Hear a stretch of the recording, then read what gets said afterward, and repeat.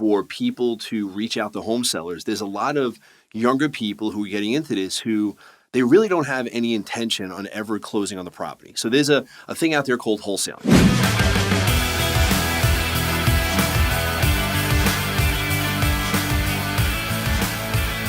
In the industry, there's been a lot of bad press. There's been a lot of bad apples that have been getting into this because I think with the advent of the internet, making it really easy for people to reach out to home sellers, there's a lot of younger people who are getting into this who they really don't have any intention on ever closing on the property. So there's a thing out there called wholesaling, right? Yes. Wholesaling. So let's talk about wholesaling. First off, what is wholesaling? Well, wholesaling is, what the right wholesaling is, if you find a property, lock it up in contract with the seller, and then you try to sell it prior to closing, or you can close on it, do a double close. Or an assignment. Yep. But typically you're not taking down the house yourself. You're buying it to just sell it to someone else. Right. And so what happens is a lot of guys who want to get into this industry, a lot of guys who renovate like we do a lot of renovations in New York and New Jersey. We also do a little wholesaling. What we're finding is that guys who renovate don't know how to find properties. But there's people out there who know how to find properties, but they don't know how to renovate. So they kind of marry the two. Somebody finds a property, they take it, they sell it over to another investor, make a small profit. The investor takes the property, he renovates. But what's happening now in the wholesaling space is that these guys are coming in, or girls, and they're making offers that are unrealistic because they don't know how to analyze a property. They're making unrealistic offers to the sellers. The sellers think they're getting a great deal. Like, oh my God, I just got $400,000 on my property. I thought I was going to get maybe $350 tops from a cash buyer. They're going in the contract and then they're not able to close, right? Yeah. And that's a problem. Yeah, of course. It's a major problem. So what we're trying to do is educate. If you're in real estate investing and you're out there and you want to get into this, wholesaling, very good thing if you do it the right way. Here's the thing.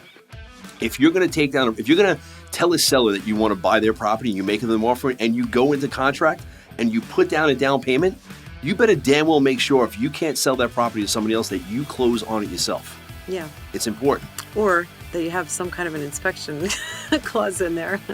Yeah, but you want to make sure that you service the client, right? You want to make sure, number one, that you service the client, and that if you don't have the money to take it down, then you shouldn't be doing this business. Period. Exactly. Let's talk about some of the best practices in wholesaling, right?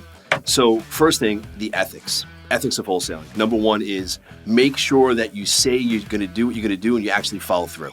Absolutely. Let's talk about some experiences. Anybody you can think of, any deals out there. You've had people contact us, wholesalers, that had deals. Let's talk about some of those deals where you look at it, you're like, this isn't a deal. Right. So if it's listed on the MLS, they see these houses on the MLS, all of a sudden they want to try to sell it. I don't know. You tell me. Well, so, look, we've had people over the course of the last 6, 10, 12 months that they know we buy properties like crazy in New York and New Jersey, and our emails blow up, our cell phones blow up with people. Just today, actually, on Facebook, I had 2 people that reached out. They have a property down south in New Jersey. He's like, look, I got this great deal.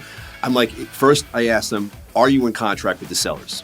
Or is this like a daisy chain? Yes, I'm in contract. All right, great. You're in contract. What's the numbers? He goes over the numbers. I'm like, you're in contract. You're in contract for $200. I did my numbers really quick. The max anybody's going to pay for this property is $145,000. So he's already above. He's way above. But what's wrong with this is that he's doing a disservice to the seller, right? He's thinking that the seller thinks they're going to get $200,000. They're signing paperwork, which you can wipe your ass with it. It's not real because this wholesaler doesn't know what the hell he's doing. So if you're going to get into the real estate investing business and you're going to start flipping properties, if you want to renovate them, or if you just want to be a property finder and then sell them over to another investor, you have to know your numbers. The biggest thing, right?